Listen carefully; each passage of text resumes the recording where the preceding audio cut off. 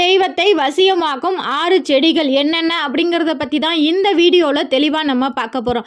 நம்ம சேனலில் உள்ள வீடியோவை ஃபஸ்ட் டைம் நீங்கள் பார்க்குறீங்க அப்படின்னா மறக்காமல் நம்ம சேனலை சப்ஸ்கிரைப் பண்ணி வச்சுக்கோங்க. வீட்டில் நம்ம பொதுவாக ஒரு செடி வளர்த்து அந்த செடிகளுக்கு தேவையான பராமரிப்பு செய்தல், தண்ணீர் ஊற்றுவது அப்படிங்கிறது நம்ம ஒரு கோவிலில் அன்னதானம் போடுவதற்கு சமம். குலதெய்வம் தெரியாதவர்கள் கூட இந்த 6 செடிகளை வீட்டில் வளர்த்து அந்த செடிகள்கிட்ட என்னுடைய குலதெய்வம் எனக்கு தெரிய வேண்டும் அப்படின்னு நீங்கள் மனதார வேண்டிக் கொள்ளும்போது அந்த செடிகள் பிரபஞ்ச சக்திகளின் மூலம் கண்டிப்பாக உங்களுக்கு குலதெய்வம் எது என்று தெரிய வரும். மந்தாரை செடி, இந்த செடி நெடுஞ்சாலை ஓரங்களில் கூட நம்மளால் பார்க்க முடியும். இந்த செடியை வீட்டில் வடமேற்கு பகுதியில் வளர்ப்பது அப்படிங்கிறது ரொம்பவே சிறப்பு. 2வது செடி என்ன அப்படின்னு பார்த்தீங்கன்னா பவளமல்லி. பவளமல்லி அப்படிங்கிறது தேவலோக செடி அப்படின்னு கூட இதற்கு ஒரு பெயர்.